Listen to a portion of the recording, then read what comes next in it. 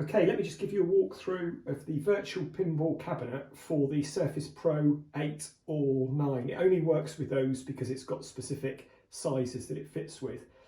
I've got two models. I've got one with a monitor, which is a 2K monitor, which means that that's 1920 by 1280, which is this monitor here, which gets used for the backglass. And then I've got one model, which you can see over here, which is without the back glass, but it still comes with a plastic panel where we can put artwork on it.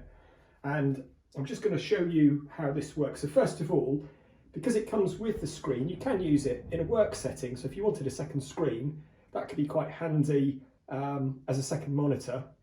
And then I'm just going to show you how it all fits together on the table. So it's pretty straightforward. I've designed this so really it just clicks in. And if I just slide that in, push it in, that's now in, pretty steady. And I'm now going to slide in the Surface Pro, and it will work with, just wake that up again, it will work with the power at the same time, but for now I'll just show you sliding it in without the power. So it's pretty straightforward. We slide the Surface Pro in, give it a push, and you'll see the lights lit up, and it's now all connected to all the buttons. I'm going to put that screen in, and we're just going to connect that one back up. And if I wanted to, I could put this lead in, but for now I won't bother. So that's the virtual cabinet. It's set up for visual pinball. It works particularly well with visual pinball 10 or visual pinball X. This actually is a VP9 screen, which I'm using because I want to make sure that in any videos and any of my advertising, I'm not using anyone else's intellectual property, and I've worked with the table owner to get permission, thankfully, to use this to demonstrate how it all works.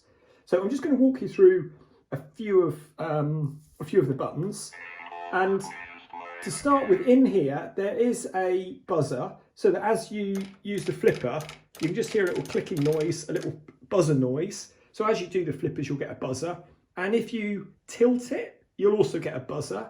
There is a tilt switch in here, which will cause this to tilt if I wobble it.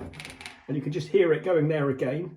You can configure that by, you can switch it off completely if, as you slide in the surface, you hold in the left button at the same time. And you can make it more active by holding in the right button as you slide it in. For now, I'm going to leave it as default.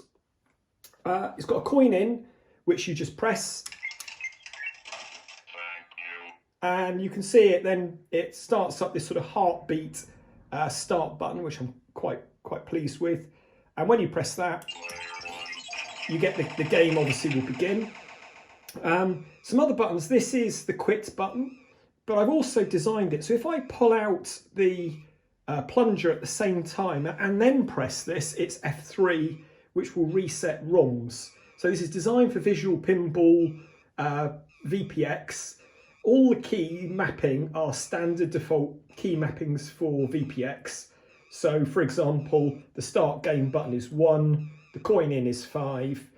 It's got a normal, well, it's got a push button plunger for games where you want to press a button, and it's got a pull, a plunger for those that use the plunger. The screen at the back, it's a 2K screen. It does have a speaker in it. So when you've got games that have noises from the back, you'll get the pinball flipper button noise coming here and the table noises coming here, and then you'll get the sort of the incidental music, and the backglass music will actually come out from small speaker in the back, which is quite nice. I have loaded up pin-up player on it, and you can use pup packs. It doesn't, being in my cabinet won't stop the pin-up player working, or the pup packs, they all work as they normally would on a Surface Pro 8 or 9. It's worth going and downloading VPX to try it yourself without the cabinet. But once you've got VPX working, which is pretty straightforward, and I'll give instructions on how to do that. But once you've got VPX working, all you'll then need to do is really slide it in the cabinet, and all of these things will now work because it's using the default VPX keys. Again, put in more money, I get another credit, the light lights up again. So it all works quite nicely. I'm just going to turn it upside down. It's going to use the tilt, so you'll probably hear it make a buzz, but just to show you underneath what it looks like. And you can take this off to get access to modify the tilt switch, you know, to make it a bit more or a bit less responsive if you want. And you can just about see, there is just about room to get the power supply in there. And that's it really. If you're interested, there are two models, one with display, one without.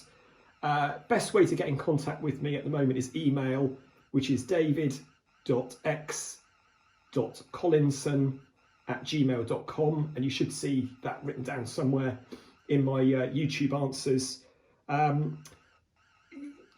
I can do worldwide shipping and I can put artwork on, but as I said, I'm reluctant to use artwork from other tables. So the reason I'm not going to show you lots of tables and whizzing through them is, you know, I don't own that intellectual property. So it will work with ROM tables. Anything you can get working with VPX, this will work with.